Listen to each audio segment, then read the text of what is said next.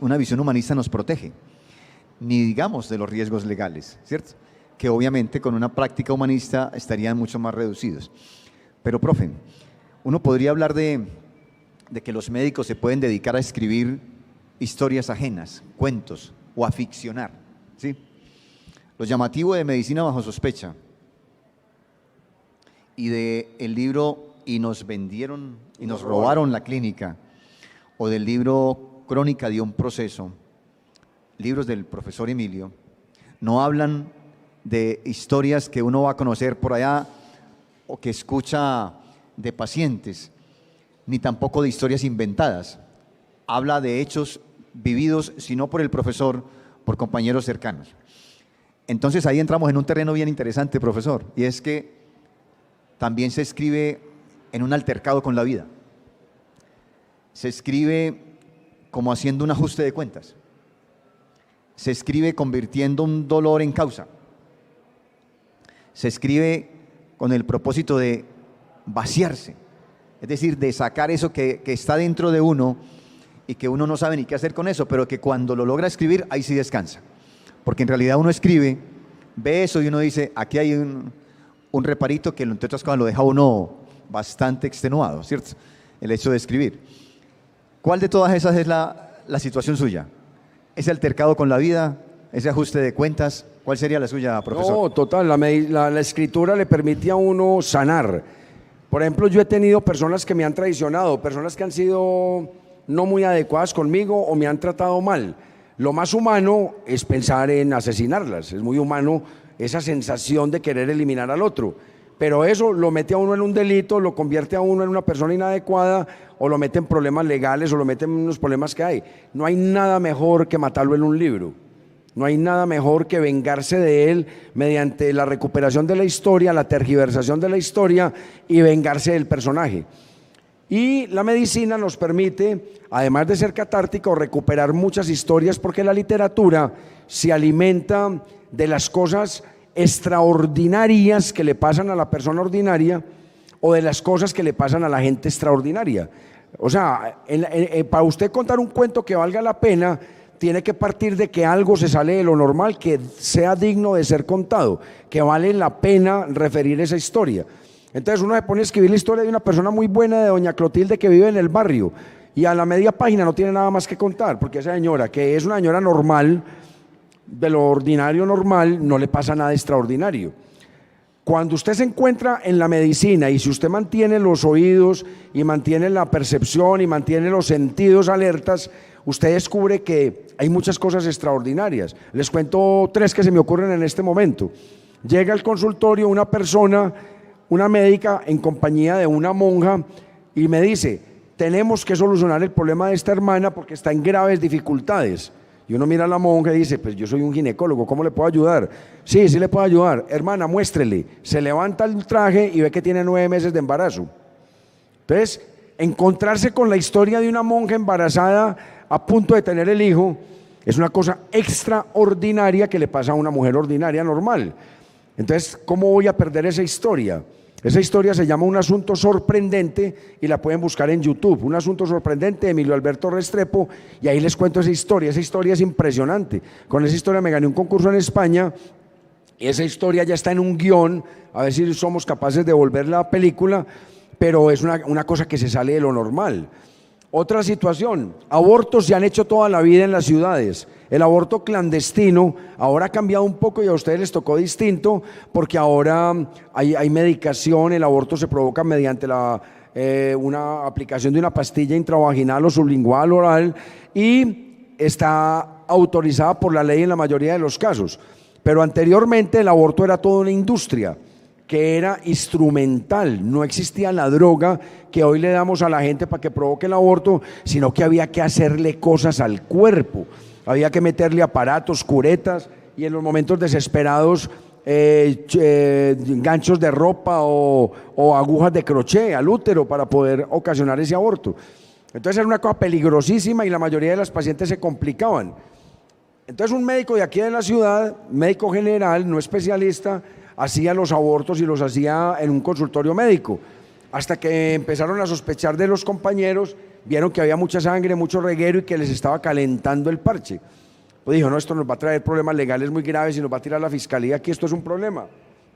Entonces el hombre empezó a ver que cada vez se le cerraban las puertas, que estaba dejando de ganar mucho dinero porque es una empresa muy rentable.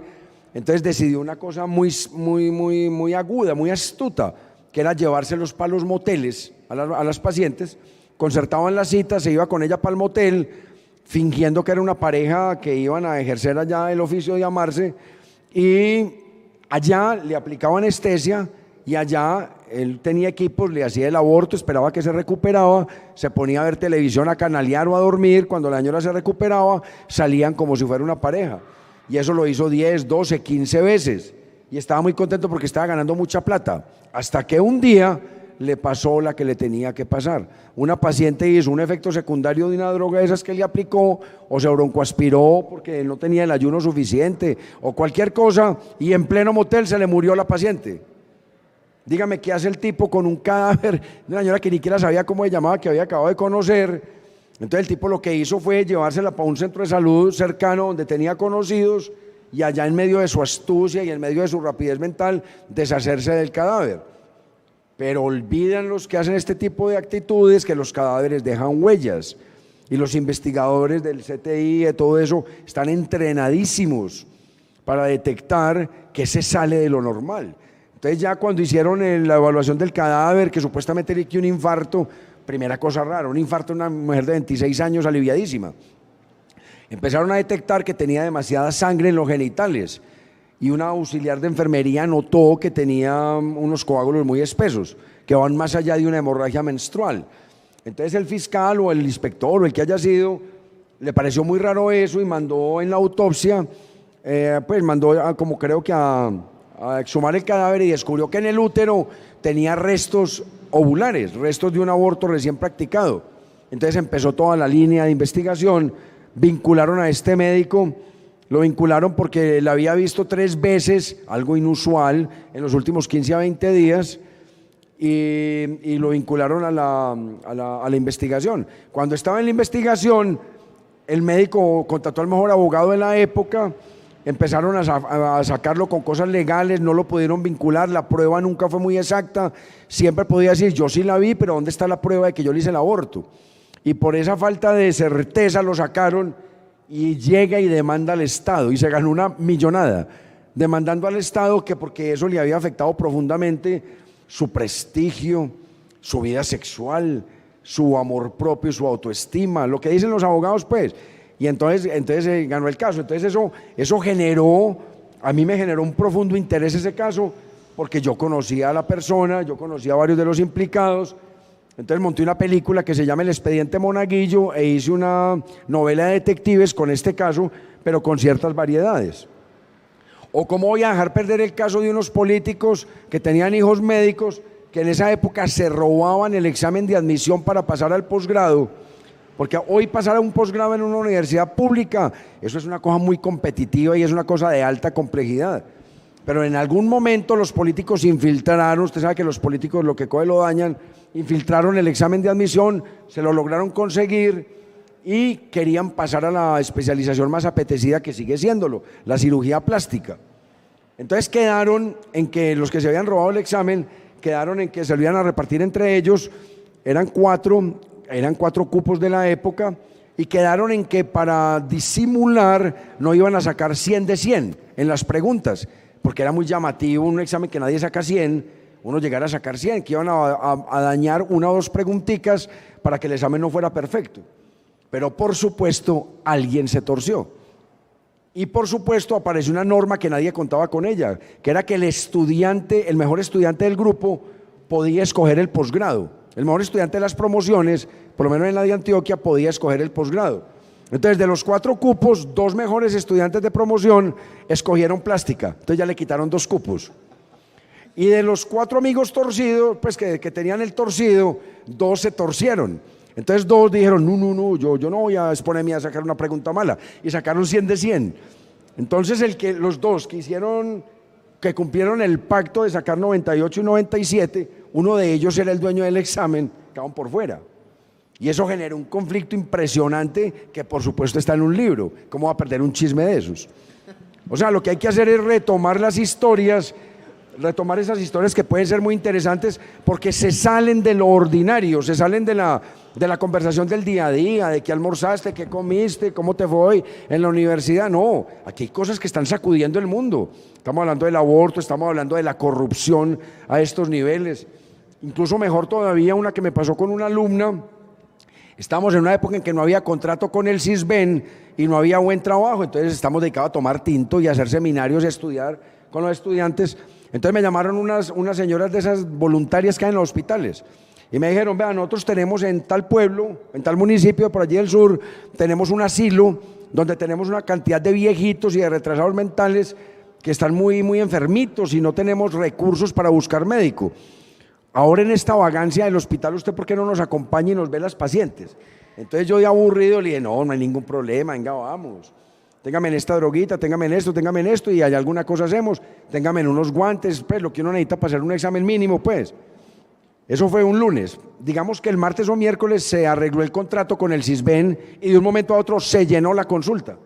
Entonces, si a mí se me había olvidado el compromiso, cuando llegan el viernes por mí a recogerme en un carro, esa sala de espera llena.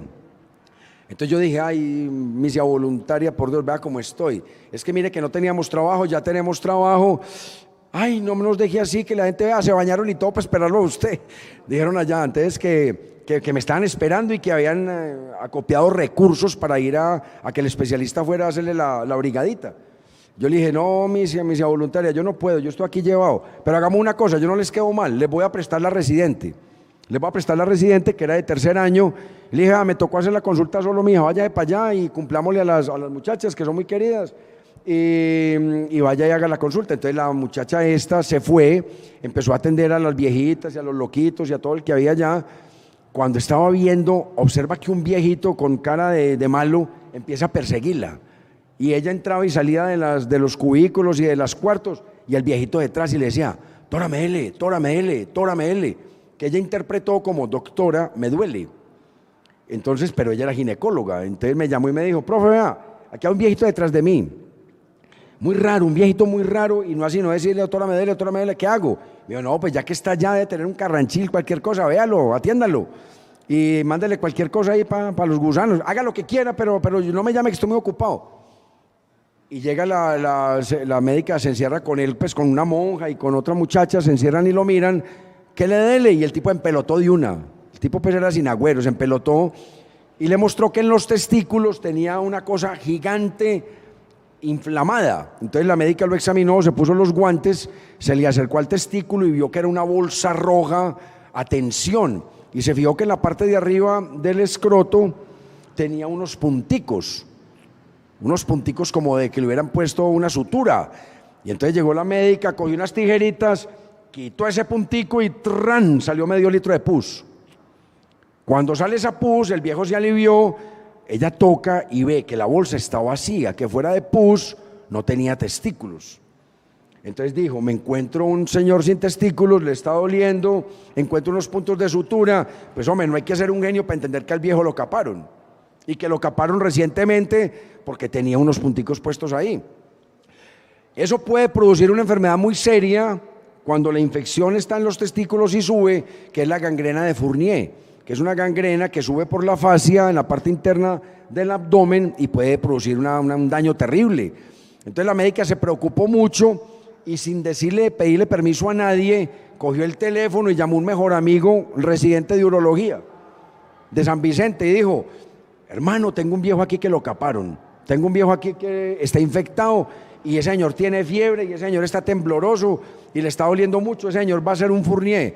¿Usted por qué no me lo recibe? Eso fue un viernes. ¿Por qué no me lo recibe? Entonces ahí mismo llamaron a cualquiera, cogieron al viejito y se lo llevaron para allá, para San Vicente, y me llamó a contarme por la noche y quedó muy preocupada, pero yo quedé muy entusiasmado. Yo dije, ¿qué historia? ¿En qué irá a parar esta historia?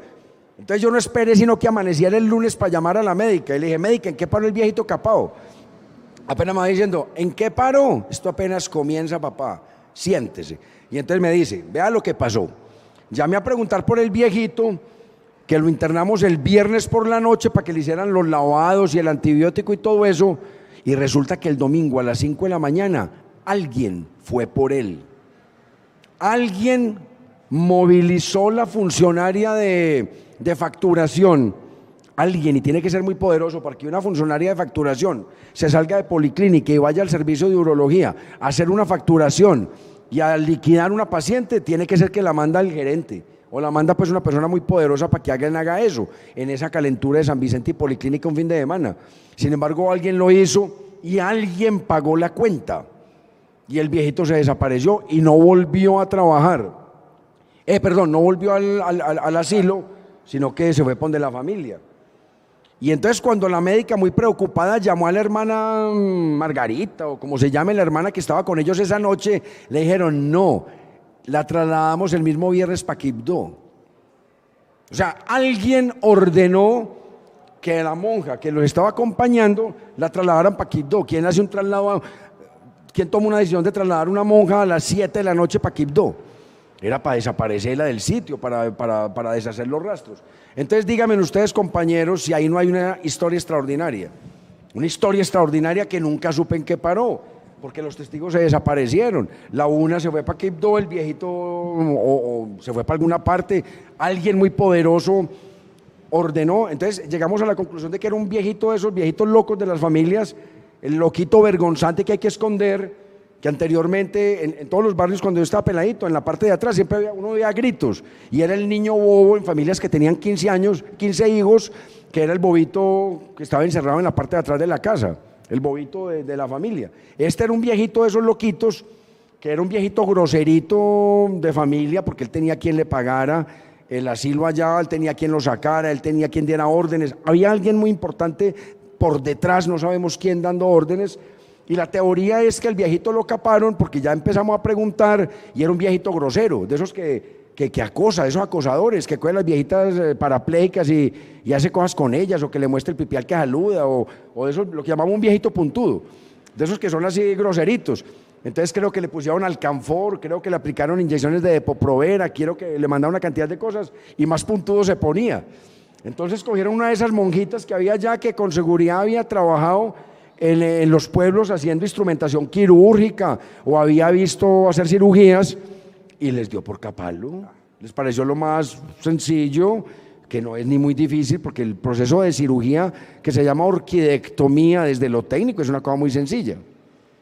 Entonces llegó, vio, recordó o llamó a alguien a preguntarle cómo se hacía, los testículos fueron erradicados y pensaron que ahí iba a cerrar la historia.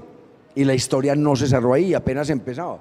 Entonces cuando yo me encuentro con una historia de esas, así como se la estoy contando, que es estrictamente real, yo no me puedo quedar. Si yo quiero ser escritor y si yo quiero alimentar mi narrativa y mi imaginario, tengo que agregarle ficción.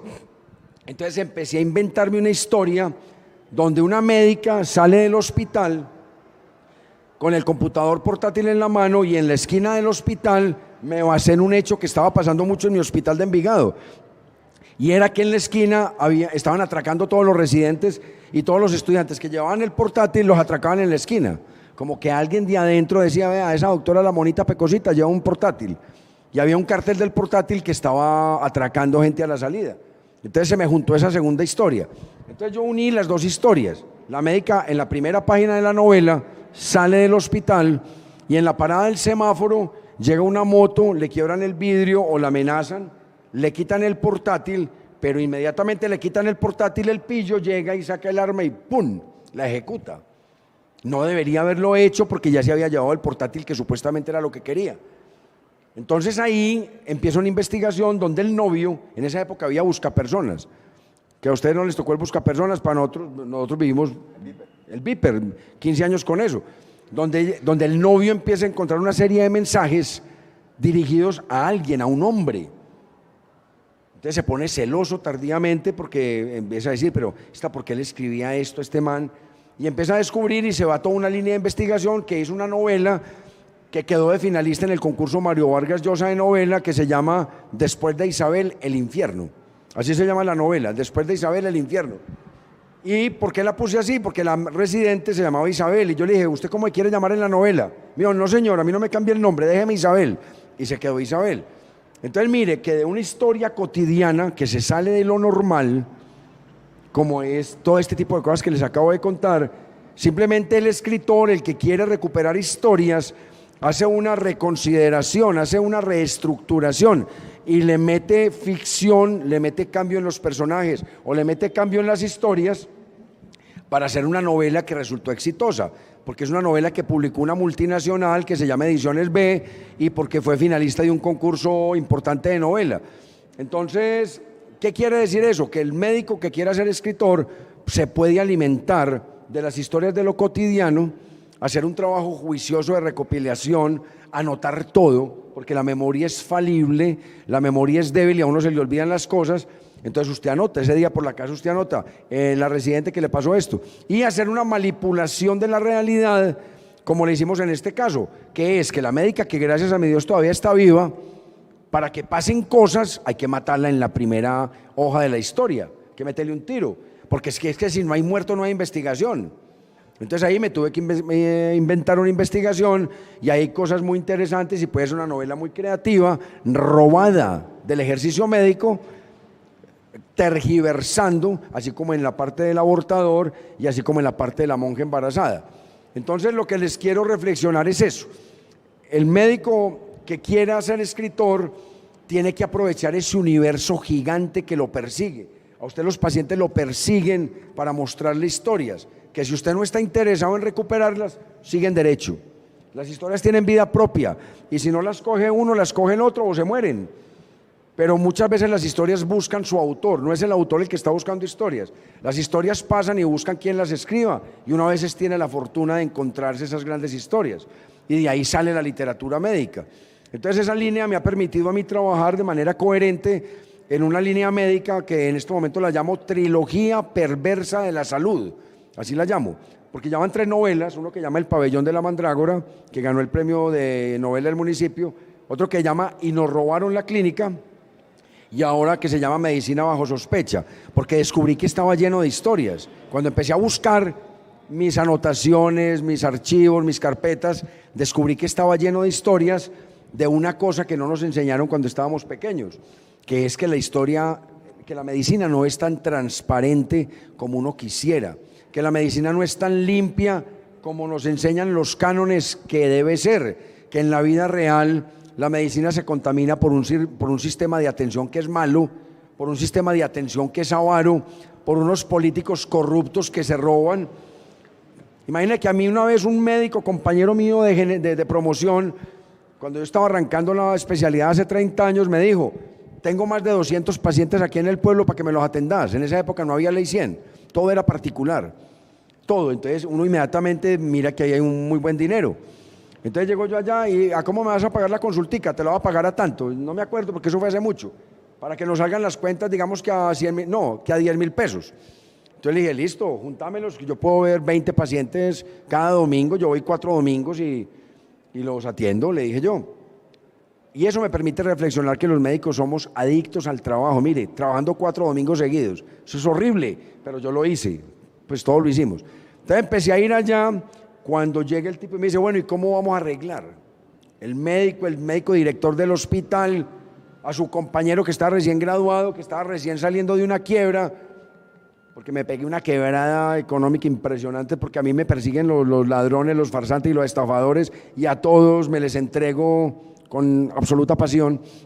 Y entonces llego yo allá y me dice, ¿cómo vamos a arreglar? Y le dije, ¿arreglar qué, hombre? ¿Qué hay que arreglar? Y me dijo, no, yo te voy a pagar a 10.000 pesitos la consulta, pero a mí me tiene que tocar algo. Le dije, ¿pero por qué te tiene que tocar algo? Hombre, porque yo soy el dueño de los pacientes. Me dijo, no, ellas consultan al hospital. Me dijo, no, pero a mí quiera 3.000 pesos. Le dije, entonces yo te doy 3.000 pesos, hago todo el trabajo, asumo el riesgo y te tengo que dar la liga por una cosa que eso no es honesto, hermano. Me dijo, no, eso no es cuestión de honestidad. Es que los especialistas ganan mucha plata y a nosotros los médicos generales nos toca muy duro. Entonces yo ya estaba allá, ya había pagado el peaje.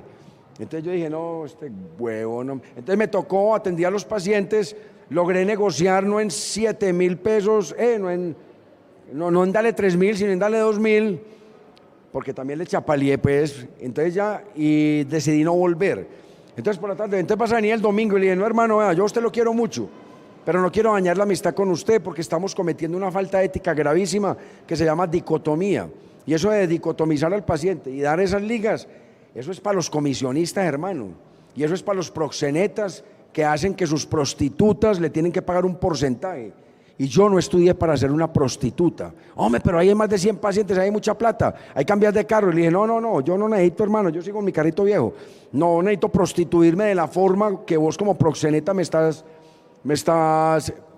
proponiendo. Y ve, hagamos una cosa, no dañemos la amistad, que yo quiero seguir tomando trago con vos, que sos muy buen conversador. Pero no me volvás a aplicar eso, que eso a los amigos no se hace. Entonces, ahí desnudamos varias de las cosas que impiden que uno sea buen médico. Ahí está la corrupción, la gente tratando a toda hora de sacar mordida y de sacar tajada y de tratar de lucrarse con el trabajo de uno, ejerciendo el rol de intermediarios y uno prestándose para eso. Yo me presté una vez, pero no volví. Y segundo, la trabajoadicción. ¿Qué sería de la medicina sin el afán de lucro, no? Sería